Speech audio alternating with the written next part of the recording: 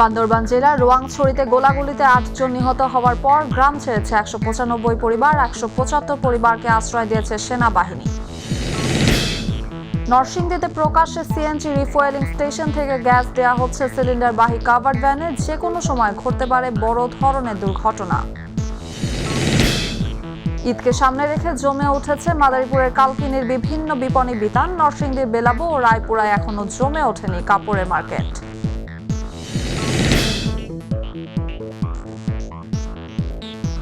আসসালামু আলাইকুম, সাদিয়া আফরিন আমন্ত্রণ জানাচ্ছি মাই টিভি জেলা সংবাদে। শুনছিলেন শিরোনাম, এবারে বিস্তারিত। বান্দরবানের রোয়াংছড়িতে দুই পক্ষের গোলাগুলিতে ৮ জন নিহত হওয়ার ঘটনায় আতঙ্কে গ্রাম ছেড়েছে ১৯৫টি পরিবার।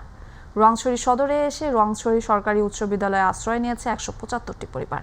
আর খামতাম পাড়ার পার্শ্ববর্তী রুমা উপজেলার অংশে ২০টি পরিবার রুমা উপজেলার সদরে বম কমিউনিটি হল রুমে আশ্রয় নিয়েছে।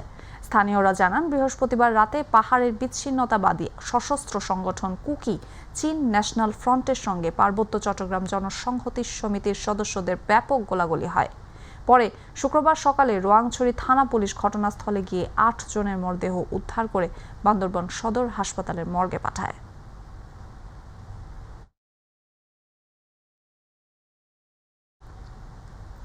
রংপুরের সিটি কর্পোরেশনের ১৫ নম্বর ওয়ার্ড কাউন্সিলর জাকারিয়া আলম শিপলুকে গ্রেফতার করেছে রংপুর মেট্রোপলিটন পুলিশ। গতকাল রাতে তার নিজ বাসভবন বিনোদপুর এলাকা থেকে তাকে গ্রেফতার করা হয়। এর আগে মেট্রোপলিটন পুলিশ তার বাসা ঘিরে রাখে। সড়ক ও জনপথ বিভাগের জমির চাল দলিল করে বিক্রির মামলায় ১ বছরের দণ্ডপ্রাপ্ত এবং ৩টি মামলার ওয়ারেন্টভুক্ত সহ ৪ মামলার আসামি তিনি।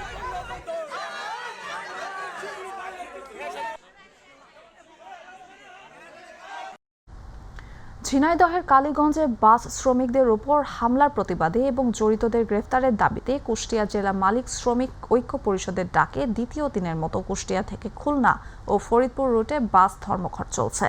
শুক্রবার থেকে এ ধর্মঘটের ডাক দেয় কুষ্টিয়া জেলা মালিক শ্রমিক ঐক্য পরিষদ। দুদিন ধরে বাস চলাচল বন্ধ থাকায় ভোগান্তিতে পড়েছে সাধারণ যাত্রীরা। কুষ্টিয়া জেলা মিনিবাস মালিক সমিতির সাধারণ সম্পাদক মকবুল হোসেন লাবলু চলমান বাস ধর্মঘটের বিষয় নিয়ে দুপুরে কুষ্টিয়া জেলা প্রশাসকের সাথে কুষ্টিয়া জেলা মালিক শ্রমিক ঐক্য পরিষদের নেতৃবৃন্দদের একটি বৈঠক হওয়ার কথা রয়েছে। নরসিংদীতে দিনে রাতে প্রকাশ্যে সিএনজি রিফুয়েলিং স্টেশন থেকে শত শত সিলিন্ডারবাহী কাভার্ড ভ্যানে বিক্রি হচ্ছে লাখ টাকার গ্যাস। বিস্ফোরক অধিদপ্তরের অনুমতি ছাড়াই অবৈধ উপায়ে গ্যাসবাহী কাভার্ড ভ্যানে গ্যাস পরিবহন করায় ঘটতে পারে বড় ধরনের দুর্ঘটনা। অন্যদিকে অবৈধ এই বিক্রির ফলে তৈরি হচ্ছে গ্যাস সংকট। প্রতিনিধি তৌহিদ মিঠুনের রিপোর্ট, জানাচ্ছেন SM. Hamim. Titas gas transmission and distribution কোম্পানির তথ্য অনুযায়ী নরসিংদী জেলায় ১৯টি সিএনজি রিফুয়েলিং স্টেশন রয়েছে। তার মধ্যে ঢাকা সিলেট মহাসড়কে নরসিংদীর মাধবদী ও ইটাখোলার বেশিরভাগ সিএনজি রিফুয়েলিং স্টেশনে প্রকাশ্যে অবৈধ উপায়ে শিল্প কারখানায় বিক্রি করা হচ্ছে সিএনজি গ্যাস। অনিরাপদ অবস্থায় অবৈধ উপায়ে এসব গ্যাস বিক্রির ফলে দেখা দিচ্ছে নিরাপত্তার হুমকি। না, তা তো আমি জানি না, কোম্পানি ফ্যাক্টরি চালানোর জন্য নেয় আর কি, অন্য নেয় না তো আমি বুঝি না। 1 মাস ধরেই আপনার করা হয়, যখন গ্যাস লাইনে না থাকে তখনই নেওয়া হয়, আর যখন লাইনে গ্যাস থাকে তখন আর নেওয়া হয় না। এক গাড়িতে শতাধিক সিলিন্ডারের গ্যাস বিক্রি করার কোনো নিয়ম নেই। বিস্ফোরক অধিদপ্তরের মাধ্যমে প্রয়োজনীয় ব্যবস্থা গ্রহণ করা হবে বলে জানালেন তিতাসের এই কর্মকর্তা। অবৈধ যে পোশাকগুলো আছে, যেমন অবৈধ বা গ্যাস ব্যবহার করছি, এর জন্য আমরা দেখভাল করতেছি ব্যাপারটা নিয়ে। আর আপনি যে প্রসঙ্গটা বললেন যে ট্রান্সপোর্টের মাধ্যমে উন্নত নিচ্ছে, এটা দেখবেন বিস্ফোরক অধিদপ্তর।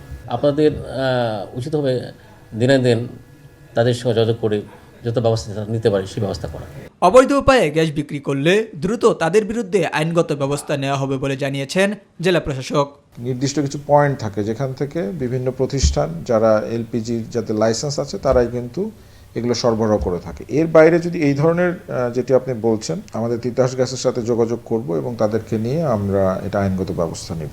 এসব অবৈধ উপায়ে গ্যাস বিক্রি দ্রুত বন্ধ করার দাবি সংশ্লিষ্টদের।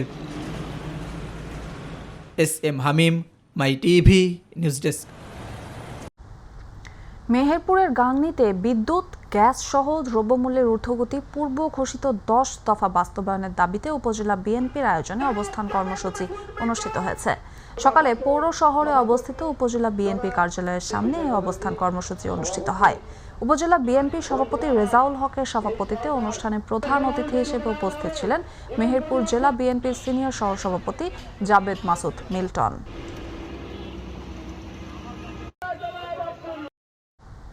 ঈদ বাজারের খবর।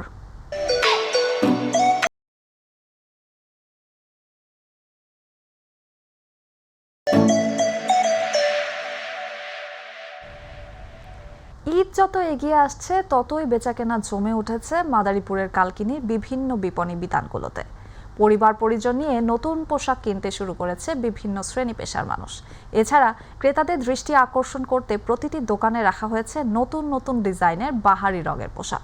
প্রতিনিধি মোহাম্মদ জিয়াউদ্দিন লিয়াকতের পাঠানো তথ্যে আরও জানাচ্ছেন শামস তাবরিজ উচ্ছ্বাস।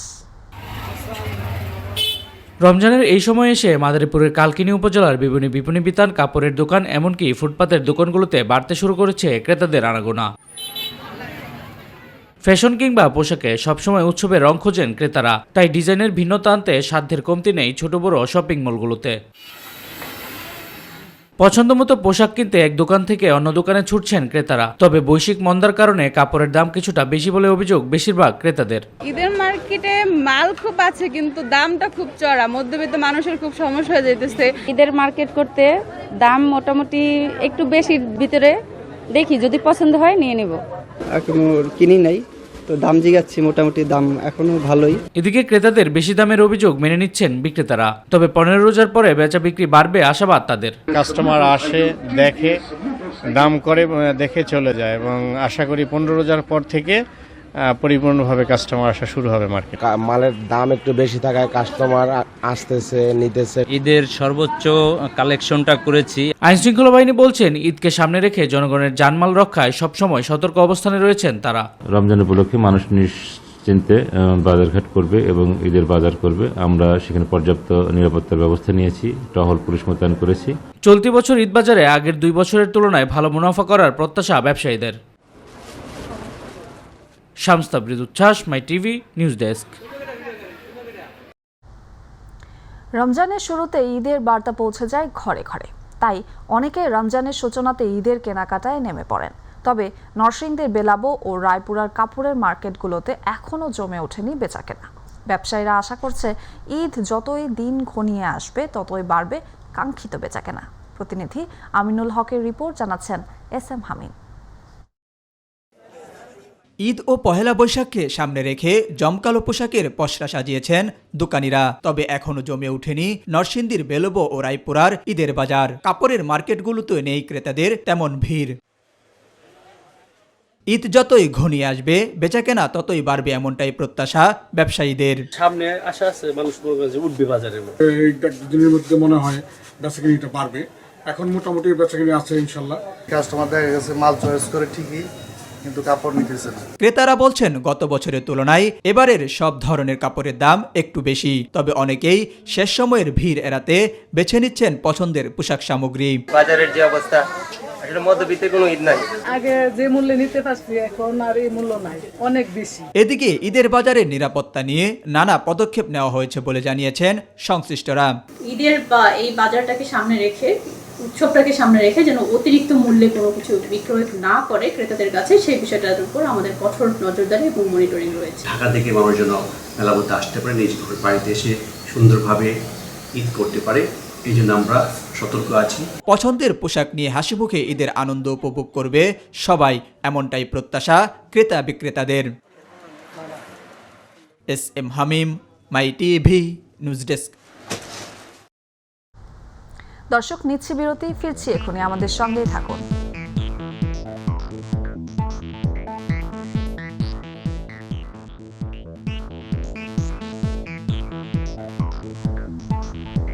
দর্শক, স্বাগত আরও একবার। আপনারা দেখছেন মাই টিভি জেলা সংবাদ। বগুড়ায় 2021-22 অর্থবছরে প্রধানমন্ত্রীর উপহারে 221 বস্তা ত্রাণ সামগ্রী দীর্ঘদিন ধরে বিতরণ না করে বাসায় ফেলে রাখার অভিযোগ উঠেছে বিদায়ী ধনুট উপজেলা নির্বাহী কর্মকর্তার বিরুদ্ধে। বৃহস্পতিবার ধনট উপজেলার ইউএনও তার শেষ কর্মদিবসে এসব খাবার উপজেলা পরিষদের চেয়ারম্যানের কাছে হস্তান্তর করলে বিষয়টি জানাজানি হয়। এ বিষয়ে ইউএনওর সাথে যোগাযোগ করা হলে তিনি ক্যামেরার সামনে কথা বলতে রাজি হননি। তবে উপজেলা চেয়ারম্যান জানান 221 বস্তা খাবার বুঝে পেয়েছেন।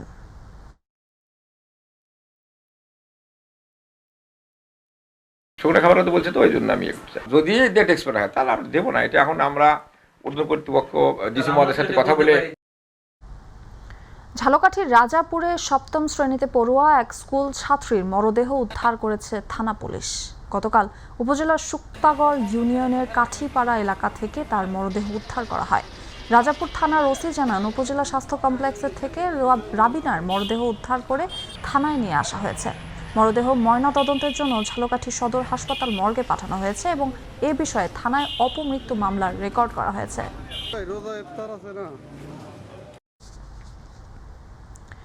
মাদারীপুরে ফসলের জমির মাটি ইটভাটায় ব্যবহার করার অভিযোগ জমির মালিক সহ 3 জনকে 2 লাখ টাকা জরিমানা করেছেন ভ্রাম্যমাণ আদালত।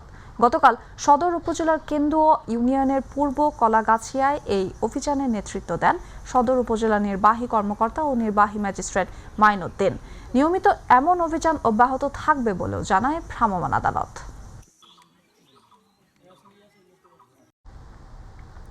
মাদারীপুরে 3য় শ্রেণীর স্কুল ছাত্রীকে ধর্ষণ মামলায় মিজান সর্দার নামে এক ব্যক্তিকে কারাগারে পাঠিয়েছেন আদালত। গতকাল জেলার senior judicial magistrate Alamgir Hossain এই আদেশ দেন। মাদারীপুরের শিবচর থানার ভারপ্রাপ্ত কর্মকর্তা জানান, শিবচরের মাধবের চর ইউনিয়নের শিকদারকান্দি এলাকার নিজ বাড়ি থেকে তাকে গ্রেফতার করা হয়। পরে তাকে কারাগারে পাঠানোর নির্দেশ দেন আদালতের বিচারক।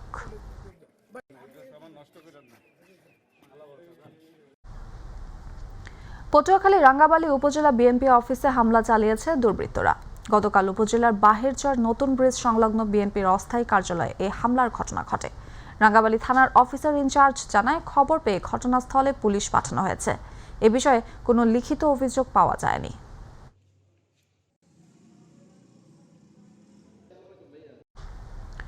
চট্টগ্রামে কলকারখানা, শিল্প ও বাণিজ্যিক প্রতিষ্ঠানের দুর্ঘটনা রোধ এবং নিরাপদ কর্মপরিবেশ নিশ্চিতকরণের লক্ষ্যে গঠিত সমন্বিত পরিদর্শন টিমের প্রশিক্ষণ এবং 2য় পর্যায়ের পরিদর্শনের উদ্বোধন করা হয়েছে।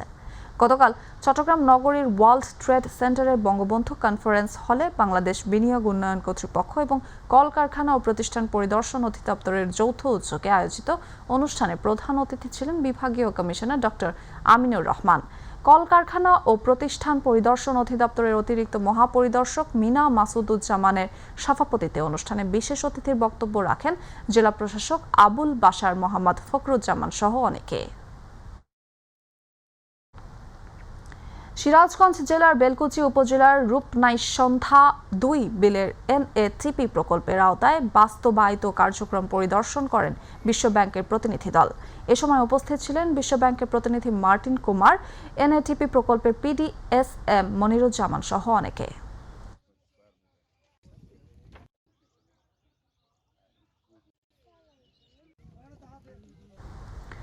পবিত্র মাহে রমজান উপলক্ষে প্রধানমন্ত্রী শেখ হাসিনার নির্দেশনায় বরিশাল জেলা আওয়ামী লীগের সভাপতি আবুল হাসনাত আবদুল্লাহ এমপির ব্যক্তিগত অর্থায়নে গৌরনদী উপজেলার মাহিলারা ইউনিয়নের 200 দুস্থ পরিবারের মাঝে ইফতার সামগ্রী বিতরণ করা হয়েছে।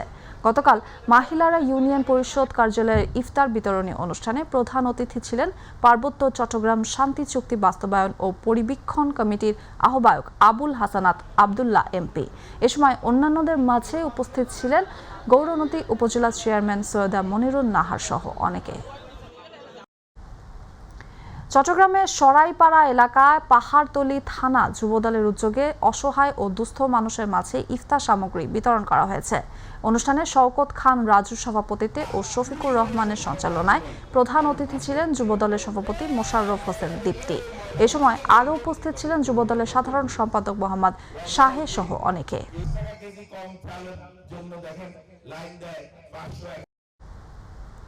মৌলভীবাজার জেলার জুড়িতে বিএনপির ইফতার মাহফিল অনুষ্ঠিত হয়েছে।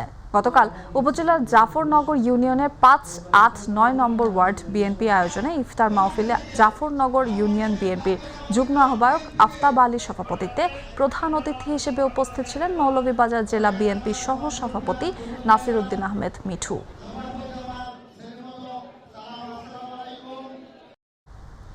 গাইবান্ধার সাদুল্লাপুর উপজেলার বিএনপি দোয়া ও ইফতার মাহফিল অনুষ্ঠিত হয়েছে। গতকাল গাইবান্ধা উপজেলার কাজীবাড়ির সন্তলা গ্রামে দোয়া ও ইফতার মাহফিল অনুষ্ঠিত হয়। এ সময় জেলা ও উপজেলার সকল ইউনিয়নের নেতাকর্মীর উপস্থিতিতে বেগম খালেদা জিয়ার সুস্থতা ও চলমান গণতান্ত্রিক আন্দোলনের শহীদদের আত্মার শান্তি কামনা করে দোয়া করা হয়।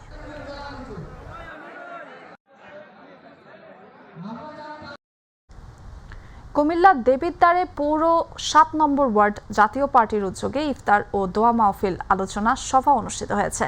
গতকাল পৌর জাতীয় পার্টির নেতা কবির হোসেনের সভাপতিত্বে প্রধান অতিথি ছিলেন কুমিল্লা উত্তর জেলা জাতীয় পার্টির সদস্য সচিব মোসলেউদ্দিন মোল্লা। বিশেষ অতিথি ছিলেন উপজেলা জাতীয় পার্টির আহ্বায়ক জাবেদ আহমেদ নবী সহ জাতীয় পার্টির অঙ্গ সহযোগী সংগঠনের নেতৃবৃন্দ। আমরা মুসলিম উম্মার ভাতৃত্ব বন্ধন এগিয়ে নিয়ে যাব এবং সাহিত্যের ইফতার মাহফিলের সম্মানিত জাতীয় পার্টি গোপালগঞ্জে জেলার সকল গণমাধ্যম কর্মী নিয়ে ইফতার ও দোয়ার আয়োজন করা হয়েছে। গতকাল প্রেস ক্লাবে প্রধান অতিথি ছিলেন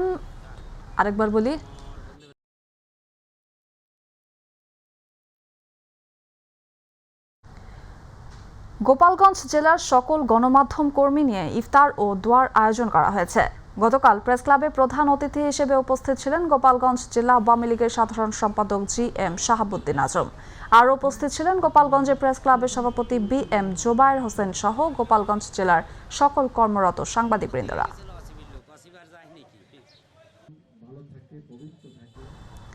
বরিশালের গৌরনদী প্রেস ক্লাবের আয়োজনে পবিত্র মাহে রমজান উপলক্ষে ইফতার মাহফিল ও দোয়া মোনাজাত অনুষ্ঠিত হয়েছে। গতকাল প্রেস ক্লাবের সভাপতি লুৎফর রহমান দ্বীপের সভাপতিত্বে ইফতারে প্রধান অতিথি ছিলেন পৌর মেয়র হারিসুর রহমান। এ সময় সরকারি গৌরনদী কলেজের অধ্যক্ষ মাহবুবুর রহমান সহ বিভিন্ন ইলেকট্রিক ও প্রিন্ট মিডিয়ার সাংবাদিকরা উপস্থিত ছিলেন।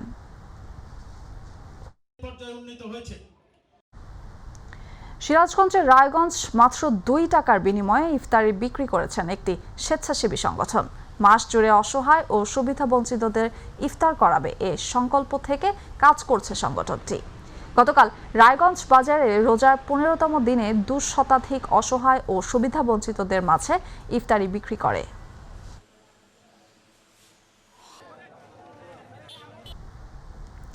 দিনাজপুরের ফুলবাড়িতে কোরআন এর সবক প্রদান উপলক্ষে দোয়া ও ইফতার মাহফিল অনুষ্ঠিত হয়েছে। উপজেলা শিবনগর ইউনিয়নের হাজির মোড়ে কোরআনের সবক অনুষ্ঠানে পৌর ইজারাদার আবুল হাসান বাবুর সভাপতিত্বে উপস্থিত ছিলেন মাই টিভির ফুলবাড়ি প্রতিনিধি ফিজারুল ইসলাম ভুট্টু।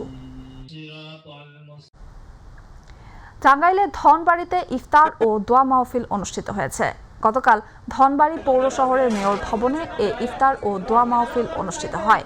ইফতার মাহফিলে ধনবাড়ি পৌর মেয়র মোহাম্মদ মনিরুজ্জামান বকল, ধনবাড়ি উপজেলা আওয়ামী লীগের সহসভাপতি আব্দুল হালিম, ছাত্রলীগ কর্মীরা সহ অন্যান্যরা উপস্থিত ছিলেন।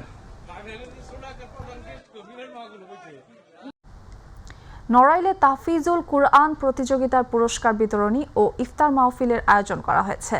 লোহাগড়া সরকারি উচ্চ বিদ্যালয়ে দিনব্যাপী প্রতিযোগিতা শেষে বিজয়ীদের মাঝে পুরস্কার বিতরণ করেন জেলা পরিষদের সদস্য শামসুল আলম কোচি। এ সময় প্রধান শিক্ষক এস.এম. হায়াতুজ্জামান সহ অনেকে উপস্থিত ছিলেন।